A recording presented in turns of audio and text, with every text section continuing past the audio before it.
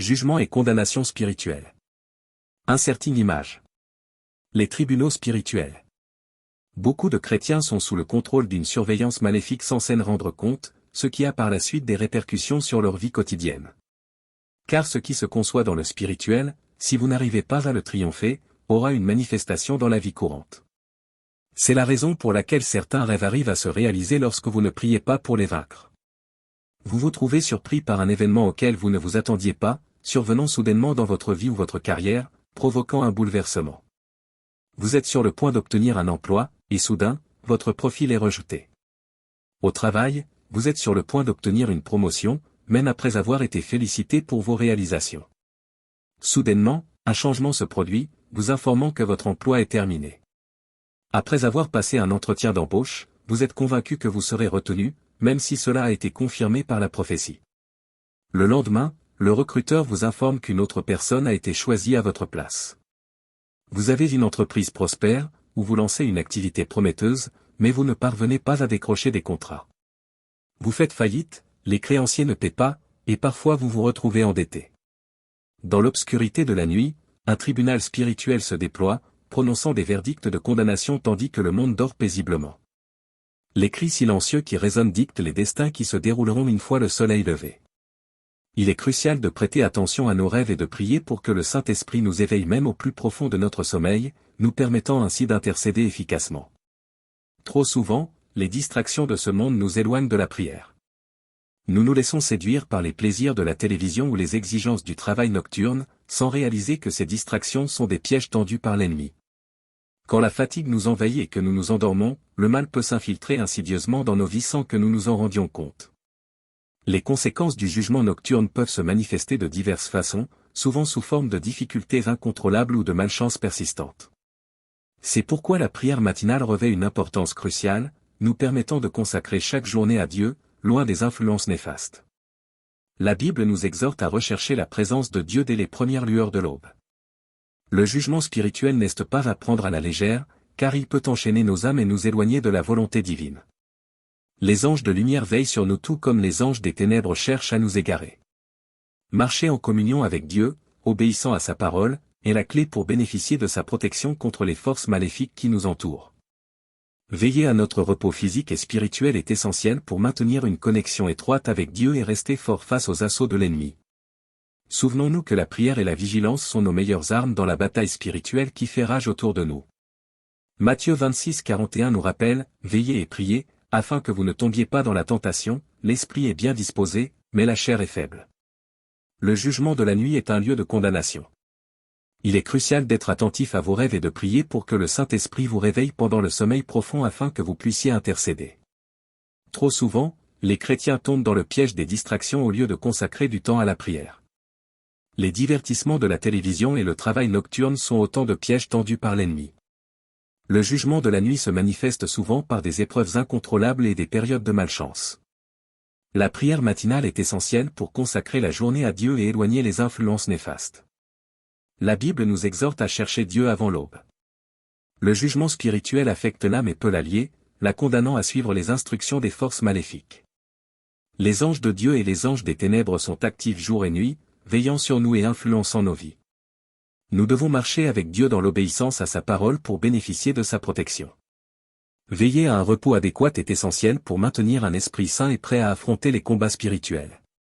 Les pensées et les croyances internes sont souvent la cible principale de l'ennemi, donc il est crucial de maintenir une connexion étroite avec Dieu et de rester vigilant contre les influences négatives. Les condamnations spirituelles.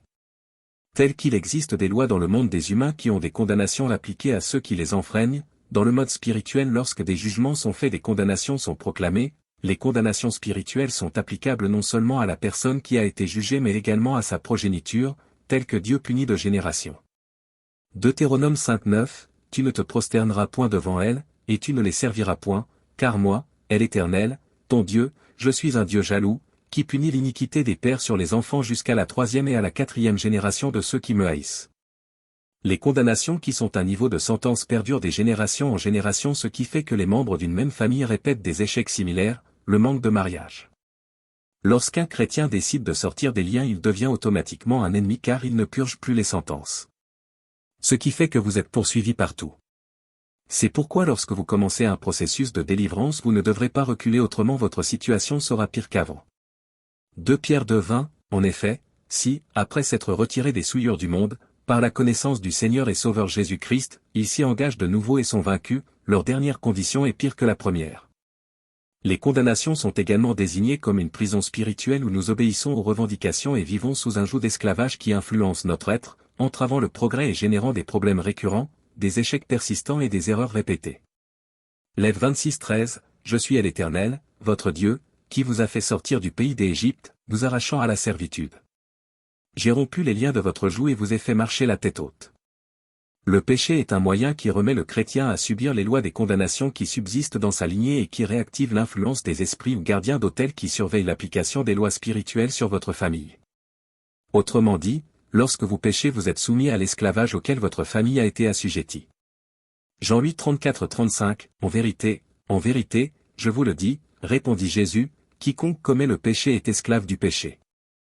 L'esclave ne reste pas toujours dans la maison, le fils y demeure toujours. Jésus est venu pour briser les chaînes de l'esclavage, mettant fin aux condamnations qui subsistaient contre nous et nous empêchant de vivre pleinement la gloire de Dieu dans notre vie. Colossiens 2,14, Il a effacé l'acté dont les ordonnances nous condamnaient et qui subsistait contre nous, et il l'a détruit en le clouant à la croix. Le jugement dans les rêves. Les rêves sont des mystères en matière d'interprétation, pouvant revêtir plusieurs significations. Nos activités quotidiennes peuvent influencer le contenu de nos rêves. Nous pouvons rêver de nos pensées après avoir regardé un film, après avoir eu un contact avec quelqu'un ou après avoir discuté de certains sujets. Les rêves peuvent se présenter comme une série de discussions, mais il est crucial d'être très prudent sur ce que nous voyons et discutons, car cela peut avoir un impact spirituel. Ce que nous regardons, entendons et percevons, ainsi que nos pensées, sont la source qui ouvre la voie aux revendications et aux attaques spirituelles. C'est pourquoi il est important de garder notre cœur et notre esprit connectés à Dieu. Lorsque notre esprit est aligné avec Dieu, le Saint-Esprit peut exercer une influence positive dans notre vie. La Bible nous enseigne que le Saint-Esprit sera répandu sur toute personne, et que des rêves et des visions seront donnés aux hommes et aux femmes. Cependant, si notre esprit est captivé par des contenus qui ne sont pas alignés avec la volonté de Dieu, même après avoir prié ou parlé en langue, nous pouvons faire l'objet de revendications spirituelles. Certains peuvent constater qu'ils font des cauchemars ou des rêves troublants, même après avoir prié. Cela peut être lié à nos activités quotidiennes, aux personnes avec qui nous avons été en contact ou à ce qui a captivé notre attention. La prière du soir n'est pas la seule protection pour notre esprit, même si nous parlons en langue, nous pouvons être sujets à des revendications spirituelles. Lorsque notre âme est captive et qu'une sentence a été prononcée contre nous, nos rêves peuvent devenir des champs de bataille, des luttes incessantes et des poursuites jusqu'à ce que ces jugements soient levés. Il est crucial de maintenir une relation étroite avec Dieu et de veiller à ce que notre état d'âme soit aligné avec sa volonté pour éviter d'être entraîné dans des luttes spirituelles inutiles. Le jugement dans les rêves est une réalité à laquelle notre âme peut être exposée. Parfois, dans certains groupes de synthèse de rêves, vous pouvez vous réveiller la nuit pour prier, car il y a un jugement qui est rendu pendant ce temps. Il est important de prier pour que vous vous leviez et annuliez ce jugement. Ces rêves se manifestent souvent par des scénarios où vous êtes la cible principale, vous êtes poursuivi, vous assistez à des réunions où des mariages ou des alliances sont formés contre vous. Si vous ne priez pas, ces jugements peuvent se manifester physiquement. Par exemple, rêver de problèmes au travail ou dans un environnement de santé peut être un signe de jugement visant à déstabiliser ces aspects de votre vie. Lorsque vous identifiez que vous êtes la cible principale ou que vous vous trouvez dans des lieux symboliques importants dans vos rêves, prenez le temps de prier et d'annuler ces jugements. Il peut arriver que vous rêviez d'une circonstance ou d'une situation qui semble absente ou qui se produira dans le futur. Certaines personnes ont même perdu des biens précieux ou des relations après avoir été exposées à des jugements et des revendications dans leurs rêves. Parfois, le Saint-Esprit peut vous ramener dans un rêve que vous aviez commencé, vous réveillant après vous être enfui, car il veut que vous récupériez ce qui vous a été volé. Les prières à prendre dans de telles situations sont celles où vous prenez autorité et annulez toute condamnation sur votre vie par le sang de Jésus, qui nous accorde la liberté et la victoire. Voici, je vous ai donné le pouvoir de marcher sur les serpents et les scorpions, et sur toute la puissance de l'ennemi, et rien ne pourra vous nuire. Luc 10:19. Dans ces circonstances, il est essentiel de se souvenir de l'autorité que nous avons en Christ et de la puissance de la prière pour briser les liens du jugement et revendiquer la victoire spirituelle.